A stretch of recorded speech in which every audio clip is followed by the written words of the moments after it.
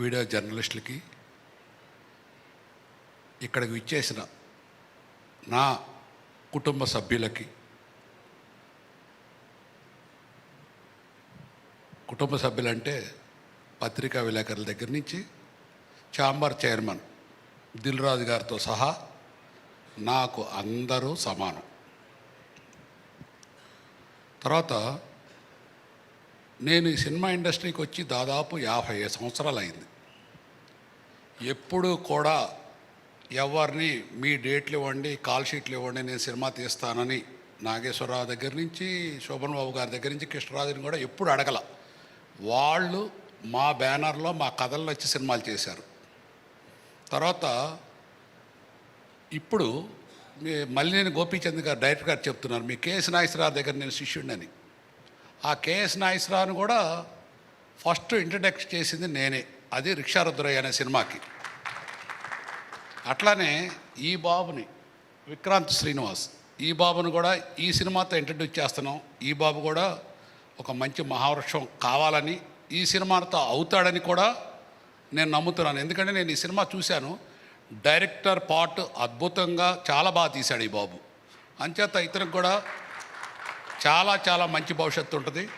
నేను ఆ అబ్బాయి పొగడటం కోసం చెప్పట్లేదు, ఆ అబ్బాయి చేసిన కృషికి చెప్తున్నాను. ఇక హీరో లక్ష్, అందరి తండ్రుల్లాగానే నాకు కూడా నా బిడ్డ బాగుండాలని ఉంటుంది. అంతకుమించి నాకు ప్రత్యేకంగా పెద్ద కోరికలు లేవు. ఎందుకంటే నేను బిడ్డల విషయాల్లో నాకు ఒక పాప, 2 బాబులు. వాళ్ళ ముగ్గురు విషయాల్లో నేను 100కు 100 మార్కులు సంపాదించుకున్నాను. వాళ్ళు ఇంక ఎంత పెద్ద హీరోలైనా ఏవైనా నా దగ్గర సపరేట్గా పెరిగేది ఏమీ లేదు. తండ్రిగా నేను వాళ్ళ గుణగణాలకి, మంచితనానికి నేను 100 మార్కులు సంపాదించుకున్నాను. ఇకపోతే ముఖ్యంగా ఈ సినిమా వాళ్ళు కష్టపడి తీశారు, భగవంతుడు ఆశీర్వదిస్తారు, మంచి హిట్ కావాలి. ఈ సినిమా హిట్ అవుతుంది. ఆ తర్వాత సినిమాలు కూడా మా శక్తి కొద్దికి మేము చేస్తూనే ఉంటాము. యాజ్ ఎ ప్రొడ్యూసర్గా రేపు 2వ తారీఖు ఈ సినిమా రిలీజ్ అవుతుంది. ధీరా మార్చి 8 నేను డైరెక్ట్ చేశాను, రికార్డు బ్రేక్ అని. దాదాపు అది 100 crores పైన బడ్జెట్ గ్రాఫిక్స్ పిక్చరు. మీకు ఎవరికి ప్రెస్ వాళ్ళకి అనౌన్స్ చేయలేదు. ఆ సినిమా నేను 5 సంవత్సరాల నుంచి తీస్తున్నాను నా టేస్ట్ ప్రకారం. అది పాన్ వరల్డ్ ఫిలిం. దాని గురించి కూడా ఈ వారంలోనే మన ప్రెస్ అందరినీ పిలిచి అవి చూపిస్తాను. తర్వాత సునీల్ కుమార్ రెడ్డి గారి కాంబినేషన్లో హిందీ పిక్చర్ ఒకటి చేస్తున్నాను, హార్బాజ్ ఖాన్ గారు. అది ఏప్రిల్లో రిలీజ్ చేస్తాను. అట్లానే కేఎస్ నాగేశ్వరరావు గారు తీసిన సినిమా ఒకటి, నా కనురెప్పవు నువ్వేరా, అది కూడా రిలీజ్ చేస్తాను. ఇప్పుడు మా బ్యానర్లో యాజ్ ఇట్ ఈజ్గా 16 పిక్చర్ అండర్ ప్రొడక్షన్ షూటింగ్ ఉన్నాయి. అది ఆల్మోస్ట్ నెలకు ఒకటి రిలీజ్ అవ్వబోతుంది. అందులో ఫస్ట్ పిక్చర్ ధీరా బాగుంది, మంచి పిక్చర్ అవుద్ది. తర్వాత ఇక సినిమా ఇండస్ట్రీకి సంబంధించి నా కుటుంబ సభ్యులను మిమ్మల్ని అందరినీ ఎందుకన్నానంటే, దిల్ రాజు గారు, ప్రసన్న,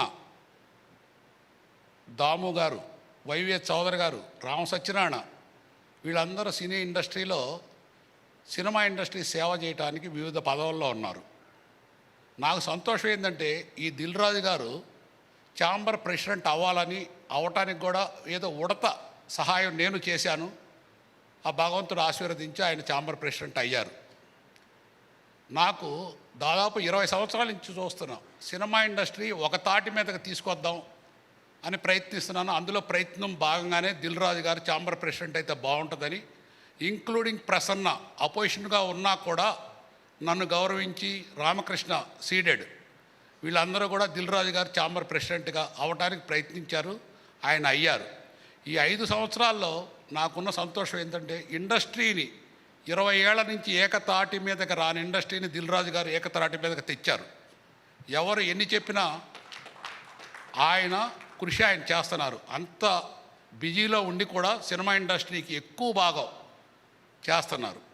ఇంకా దిల్ రాజు గారి గురించి చెప్పాలంటే, ఇప్పుడు ఉన్న ముఖ్యమంత్రి గారు, మొన్న మా ఛాంబర్ ప్రొడ్యూసర్ కౌన్సిల్ అందరూ కలిశారు. ఇప్పుడున్న ముఖ్యమంత్రి గారు చాలా ఫాస్ట్గా డెసిషన్ తీసుకునే వ్యక్తి రేవంత్ రెడ్డి గారు.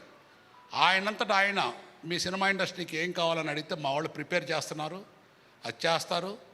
హైదరాబాద్ అనేది తెలుగు సినిమా ఇండస్ట్రీకి ఒక కాబోయే పెద్ద హబ్బు.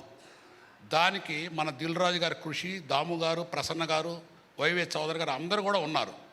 అంచేత రాను రాను మన తెలుగు సినిమా ఇండస్ట్రీ చాలా గొప్ప స్టేజ్కి వెళ్ళటానికి ఒక అవకాశం ఉంది ఇప్పుడు ప్రస్తుతానికి.